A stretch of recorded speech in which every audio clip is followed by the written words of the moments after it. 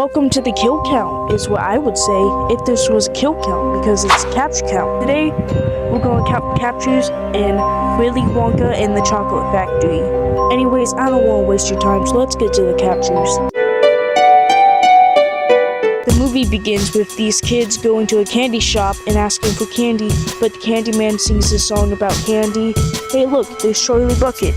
Charlie works as a paper delivery boy and asks his boss for his paycheck because it's his payday today. His boss gives him his money and Charlie goes back home and bought his family a loaf of bread.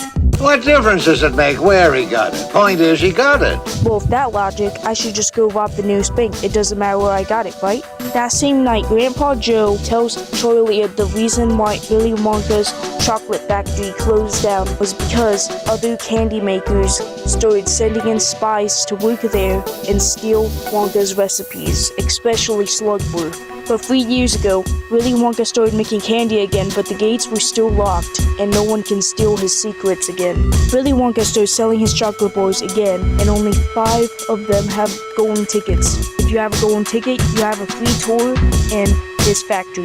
Charlie's family could only afford one Wonka bar for his birthday, and when he opens it... Wait a minute, hold on, is that even a chocolate bar? That looks like a brownie. No crap, it doesn't have the ticket. They keep buying him brownies. Anyways, 4 tickets get found by 4 kids. 1 fat kid, 1 spoiled brat, 1 gum chewer, and 1 TV addict. Hey Mike, do you think we might shut that thing off? Get the fuck out of my room! Charlie goes to his mother and complains his disappointment not finding one of the 5 golden tickets. Charlie's mother says even if he had a lot of money, there's still a very low chance he wouldn't even find it. But Charlie says, nah, I'm built different, and leaves. Later that night, Charlie finds out that the final ticket has been found by some millionaire dude. The next day, he finds coins, so he goes to the candy shop and buys 2 Wonka bars, 1 for him and 1 for his Grandpa Joe. He exits the candy shop and finds out that the 5th golden ticket winner was a fake. He opens his Wonka bar and finds the golden ticket. Charlie runs back home until he encounters Slugworth. Slugworth says Wonka's new candy called Everlasting Gobstopper. If he gives the Gobstoppers, he'll give him money for him and his family. Charlie runs to his house and tells his family about the golden ticket. They first don't believe him until Charlie says it was a fake. Grandpa Joe and Charlie get ready and go to the chocolate factory. Everyone is waiting outside of the gates until Willy Wonka pops up. The kids give Wonka their golden tickets and they enter the building.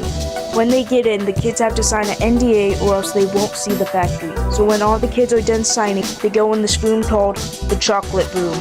Everyone begins to start eating anything they get their hands on. Charlie sees little men.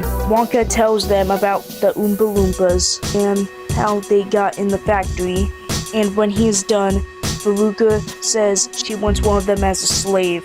Meanwhile, Augustus is drinking from the chocolate river and accidentally falls in and gets sucked up the pipe, and he's our first victim on the capture count. Anyways, the Oompa Loompas take Mrs. Gloob to her son, and they also sing a diss track, and Willy Wonka takes the rest of the guests on a boat that travels them down a tunnel of terror. After that, Wonka takes them into the most important room of his entire factory, the testing room. He shows the guests his Gobstoppers machine. Wonka decides to give 4 Gobstoppers to the 4 remaining kids as long as they never show or tell them about Gobstoppers to any living soul. But Veruca crosses her fingers. After that, Wonka shows them gum that's a 3-course dinner, but says it's not fully finished yet. But Violet snatches it out of his hand and starts chewing on it. She starts explaining how it tastes until she turns blue and starts swelling up like a blueberry. The Oompa Loompas roll her out while singing a diss track and take her dad and her out of the factory. I got a blueberry for a daughter! Anyways, Wonka takes the rest of his guests to this room that has lickable wallpapers, and then this room called the fizzy lifting room. Wonka says they are not allowed to drink it, but when they leave, Grandpa Joe and Charlie decides to drink it anyways. And then they start suddenly floating and almost get killed by the fan until Joe figures out that they have to work to go down.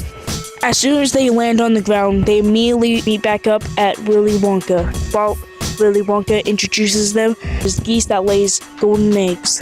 If the gooses lay bad eggs, it will go down the garbage chute. But if it's a good egg, they will sail them across the world.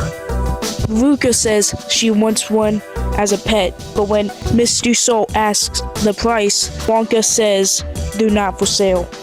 Veruca throws a tantrum and then sings a song about what she gets whatever she wants, and then she accidentally falls down the garbage chute.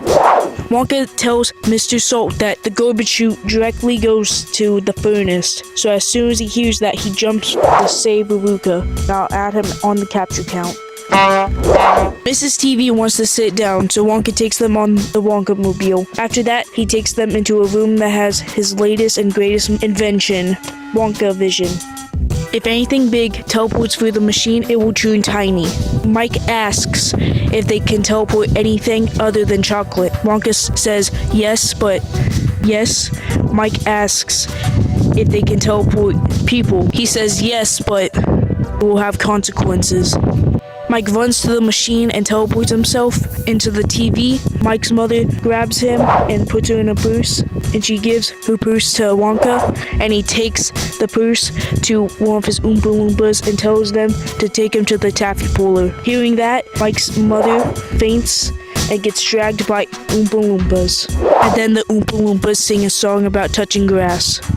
After the tour, Wonka shows them the way out and goes in his office. They follow him, and Joe asks about Charlie's lifetime supply of chocolate. He yells at Joe, saying he doesn't get anything because he drank the fizzy lifting drinks.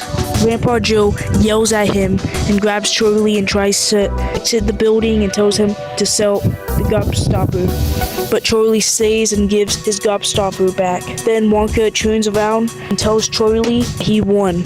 And Wonka reveals that all the Slugworth scenes we saw was a worker of Wonka. Wonka takes them on his Wonka Vader, and they fly through the ceiling. And the movie ends with Charlie hugging Wonka. Anyways, how many captures were Willy Wonka in the Chocolate Factory? Let's find out and get to the numbers. 6 people were captured in Willy Wonka and the Chocolate Factory, 3 men and 3 women, which gives us this equally pie chart. I'll give the Golden Wonka ticket for coolest capture to Mike, since he got an undeserved fate for someone who wasn't even that bad of a character. The bland chocolate boy for the lamest capture will go to Mike's mom because all she did was get fainted and dragged away. And that's it. Willy Wonka and the Chocolate Factory was released in 1971. I'm Yellow Counters, and this has been Kill Count.